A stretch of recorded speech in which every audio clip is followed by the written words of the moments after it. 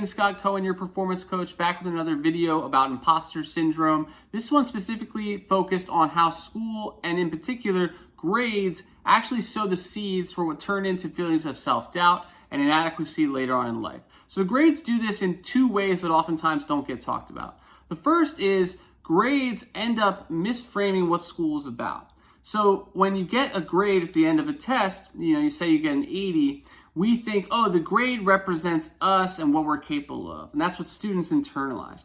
Unfortunately, what grades actually represent is nothing at all like that. Grades represent your level of mastery of a specific knowledge base or skill set. But we don't really frame it that way with students, and we certainly don't reinforce it in that way. So when a student gets a poor grade, they think that represents some sort of innate talent as opposed to growth and progress. So I'll give you a quick example. Let's say you're a student in a math class and you get a 63% on your test. Most schools, that's a failing grade. You'll get that big red F and you'll feel terrible, right? You'll feel like math's not for me. I don't have natural talent in this. And because this number represents my capabilities.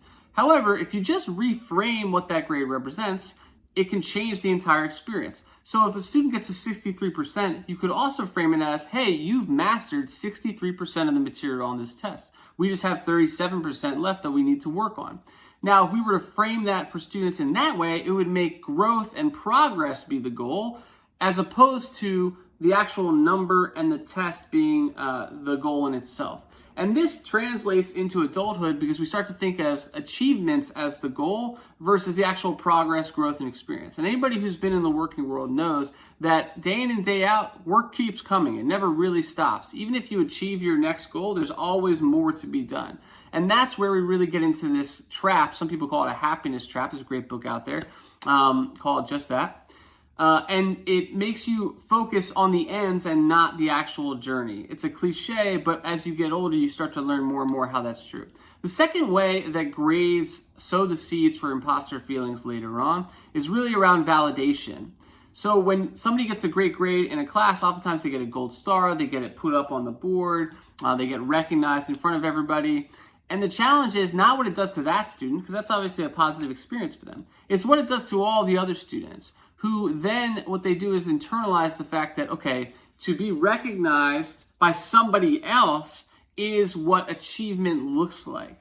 And they start to think that external validation, so validation from other people, is what's important, as opposed to my own growth, my own goals, and where I want to be, which as you get later into life and you're more and more on your own and less in some sort of social environment, that is where it comes down to really important. You can see this on LinkedIn. A lot of us experience LinkedIn envy. That is the same problem just for adults. It's this idea of external validation and achievement being the goal. So you see somebody, oh, they just IPO'd, or they just got promoted, or they retired early, whatever it may be. You sit there and you say, oh, no matter what I'm doing, it's not as good as that. It's the same level of FOMO or envy that we get from Instagram, Facebook, other social media. All of that really stems from early on in school, where we frame what achievement means. Is it about progress, or is it about some sort of end result? And also, what does recognition really mean? Is it about external validation is important, or do you really need to get internally validated from your own self, your own reflections on how you did, how hard you worked, what your goals are? So those are two quick ways that grades really sow the seeds for imposter syndrome later on in life. If you found this video valuable, please subscribe to see more. Drop a comment if you have a story about grades. We'd love to hear from you. Otherwise, another video from Ian Scott Cohen, your performance coach. Check out ianscottcohen.com for more, and we'll see you next time.